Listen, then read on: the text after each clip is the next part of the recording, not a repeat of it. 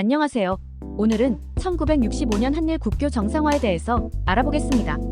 1965년 한일 국교 정상화는 한국이 일제강점기에서 벗어나 독립한 지 20년이 채 되지 않은 시점에 이루어졌습니다.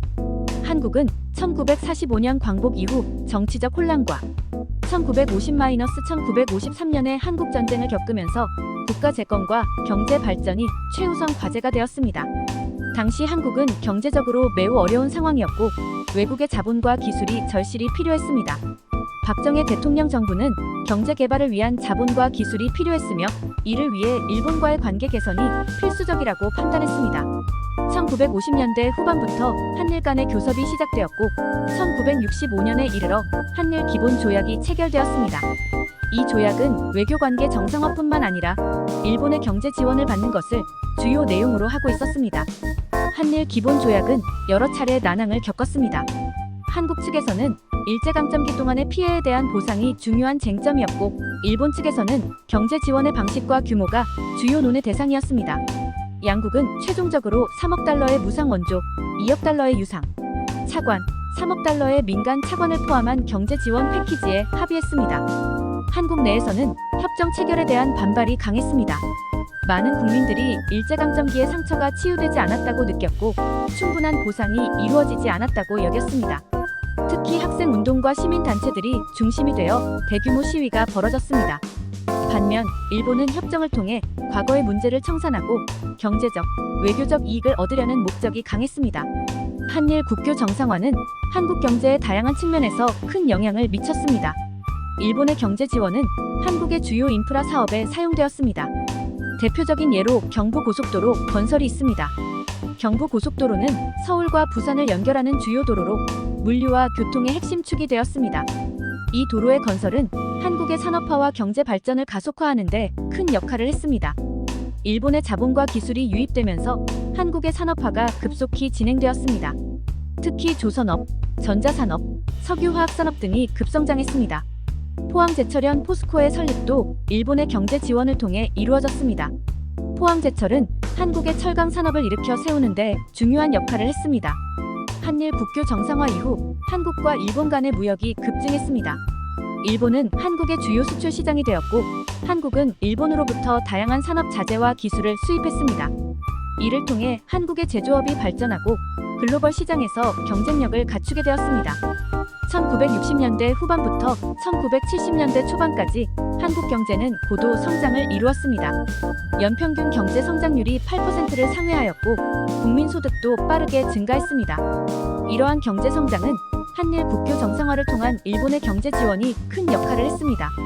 일본과의 경제 협력은 한국이 최신 기술을 도입하고 이를 바탕으로 자국의 기술력을 향상시키는 데 기여했습니다. 일본의 기술을 바탕으로 한국 기업들은 제품의 품질과 생산성을 높였으며 이는 한국 경제의 경쟁력을 강화하는 데 큰 도움이 되었습니다. 그럼 한일 국교 정상화로 인한 문제점과 해결 과제는 무엇일까요? 한일 국교 정상화 이후에도 과거사 문제는 완전히 해결되지 않았습니다.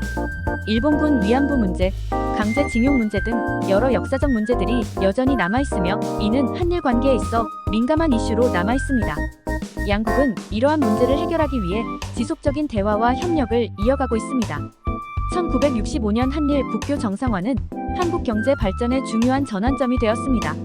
일본의 경제 지원을 통해 한국은 빠른 산업화와 경제 성장을 이룰 수 있었습니다. 비록 많은 논란과 반발이 있었지만 이 협정은 한국 경제의 근간을 다지는 데 큰 기여를 했습니다. 앞으로도 한일 간의 역사적 문제를 해결하고 상호 협력을 강화해 나가는 것이 중요합니다. 그렇다면 1965년 한일 국교 정상화의 어두운 면은 어떤 것이 있을까요?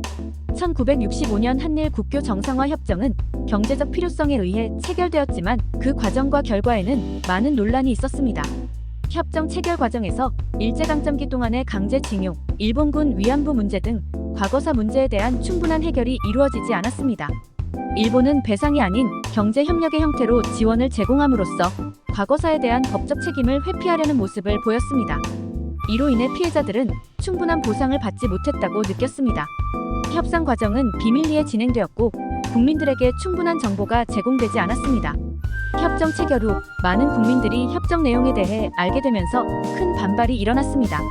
특히 대학생들과 시민단체들이 주도한 시위가 전국적으로 확산되었고 정부에 대한 불신이 커졌습니다. 일부에서는 한일 기본조약이 불평등한 조건으로 체결되었다고 비판했습니다. 한국이 경제적 지원을 받는 대가로 일본의 과거사 문제에 대한 책임을 면제해주는 것처럼 보였기 때문입니다. 이는 한국 국민들에게 큰 실망을 안겨주었으며 협정의 정당성에 대한 의문을 제기했습니다. 협정의 경제적, 사회적 영향.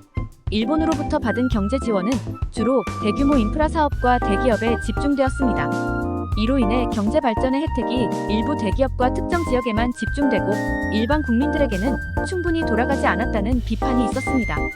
이는 한국 사회의 경제적 불평등을 심화시키는 결과를 낳았습니다.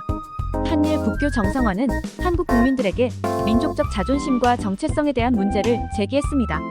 일제강점기의 상처가 채 아물지 않은 상황에서 일본과의 관계 정상화는 많은 국민들에게 배신감을 안겨주었습니다. 이는 한일 관계에 대한 부정적인 인식을 강화시켰습니다. 협정 체결 후 박정희 정부에 대한 정치적 반발이 커졌습니다. 이는 1970년대 초반까지 이어진 민주화 운동과 맞물리며 정치적 불안정성을 초래했습니다. 많은 국민들이 정부의 독재적 통치 방식과 외교 정책에 반발하며 민주화를 요구하는 목소리가 커졌습니다. 일본군 위안부 문제는 여전히 한일 간의 중요한 쟁점으로 남아 있습니다. 많은 위안부 피해자들이 일본 정부로부터 공식적인 사과와 법적 배상을 요구하고 있지만 일본 정부는 이를 거부하거나 미온적인 태도를 보이고 있습니다. 이는 한일 관계를 긴장시키는 요인으로 작용하고 있습니다. 일제강점기 동안 강제징용된 한국인 노동자들에 대한 보상 문제도 해결되지 않았습니다. 2018년 한국 대법원은 일본 기업들이 강제징용 피해자들에게 배상해야 한다는 판결을 내렸지만 일본 정부와 기업들은 이를 수용하지 않고 있습니다. 이로 인해 양국 간의 경제적, 외교적 갈등이 계속되고 있습니다. 한일 간의 역사 인식 차이는 여전히 큰 문제로 남아 있습니다. 일본의 일부 정치인들은 과거사를 왜곡하거나 부정하는 발언을 하기도 하며 이는 한국 국민들에게 큰 상처를 주고 있습니다. 이러한 역사 인식 차이는 양국 간의 신뢰 구축을 어렵게 만들고 있습니다. 1965년 한일 국교 정상화는 한국 경제 발전에 중요한 전환점을 마련했지만 동시에 많은 논란과 문제를 남겼습니다. 과거사 문제의 불충분한 해결, 경제적 지원의 불평등한 배분, 민족, 정체성 문제 등은 여전히 한일 관계에 부정적인 영향을 미치고 있습니다. 이러한 문제들을 해결하기 위해서는 양국 간의 지속적인 대화와 협력이 필요하며 과거사를 바탕으로 한 상호 이해와 신뢰 구축이 중요합니다. 혹시 부족한 내용이 있으면 댓글 남겨주세요. 시청해주셔서 감사합니다.